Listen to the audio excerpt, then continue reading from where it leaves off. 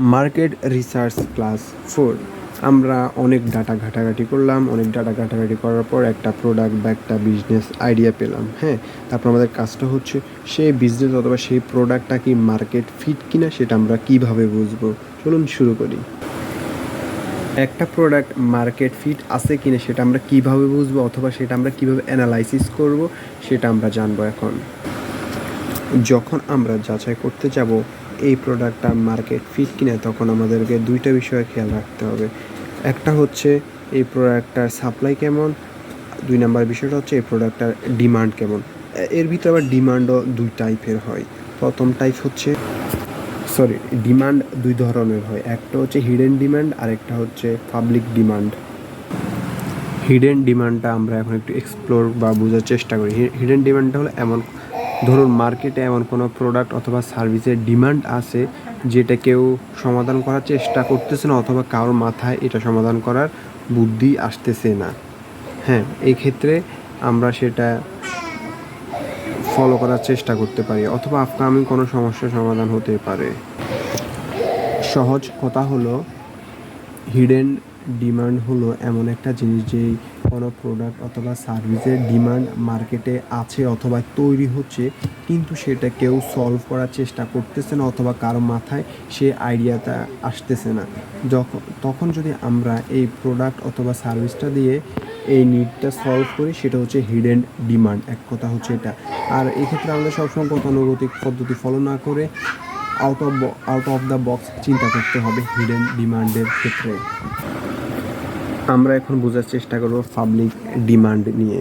ধরুন বর্তমানে বাজারে একটা প্রোডাক্টের ডিমান্ড আছে, সেটা আপনি বুঝতেছেন, তার পাশাপাশি অনেকে বুঝতেছে, কিন্তু সেটা নিয়ে কেউ আগাচ্ছে না। কিন্তু আপনি যদি আগান, এটাতে বিপদ হতে পারে। কীভাবে বিপদ হতে পারে? ধরুন একটা প্রোডাক্টের ডিমান্ড আছে, সেটা সবারই মনে হচ্ছে, কেউ আগাচ্ছে না, এই জন্য হয়তোবা তারা আগে সেটা নিয়ে লস হয়ে বসে আসে, যার জন্য তারা আগাচ্ছে না।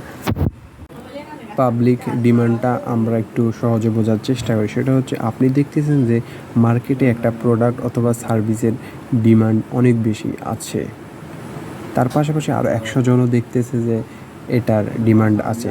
এখন আপনার মাথায় আসলো, আমি এই ডিমান্ডটা সমাধান করার চেষ্টা করি। এক্ষেত্রে আপনার বিপদ হতে পারে। এই জন্য বিপদ হতে পারে, আপনিও দেখছেন যেহেতু আরও 100 জনের মাথায় আসতেছে যে এটা নিয়ে কাজ করলে ভালো হবে, কিন্তু 100 জনের ভিতরে মিনিমাম 20 জন তো অবশ্যই এটা এক্সিকিউট করছে। এক্সিকিউট করার পর তারা দেখছে যে এখানে কোনো ডিফিকাল্টিস আছে, যার জন্য তারা আর আগাচ্ছে না। আশা করি আমি বুঝতে পারছি যে পাবলিক ডিমান্ডের ক্ষেত্রে শুধু এই প্রোডাক্টের মার্কেট ফিট, এটা নিয়ে কাজ করলে ভাইরাল হবো বা ভালো কিছু করতে পারবো, এটা দেখার পর আমাদের আগানো উচিত না।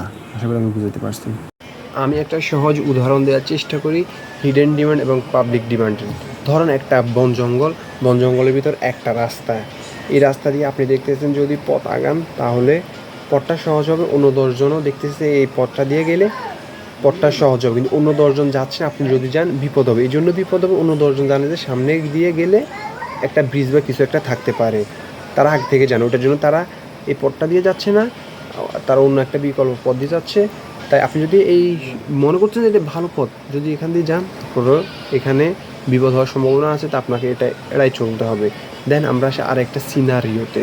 ধরুন আপনি আরেকটা রাস্তা দেখলেন, এই রাস্তাটাকে আপনি ভালো মনে করতেছেন, কিন্তু অন্য 10 জন এই রাস্তাটাকে ভালো মনে করতেছে না। আপনি আপনার কনফিডেন্স নিয়ে আপনি যদি এই রাস্তাটা দিয়ে যান, দেখবেন যে আপনি সাকসেস হয়ে গেছেন, শর্টকাটে পৌঁছাতে পারছেন। আশা করি আমি বুঝাতে পারছি পাবলিক ডিমান্ড এবং হিডেন ডিমান্ডের ভিতরে পার্থক্য কী, অথবা হিডেন ডিমান্ড কি, পাবলিক ডিমান্ডটা কী আসলে।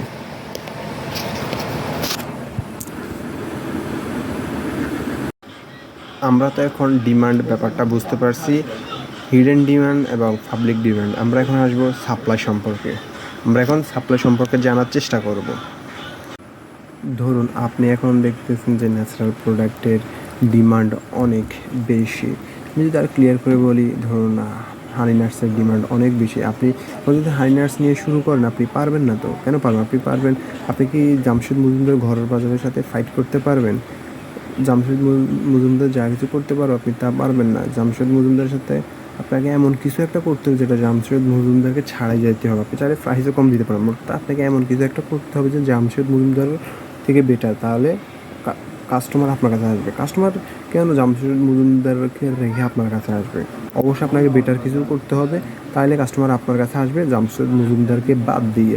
তাছাড়া আপনি চাইলে অন্য কিছু করতে পারেন, যেমন চুই ঝাল, যেটা জামশেদ মজুমদার বিক্রি করে না, বাট সেটা কিন্তু ন্যাচারাল প্রোডাক্ট, রাইট?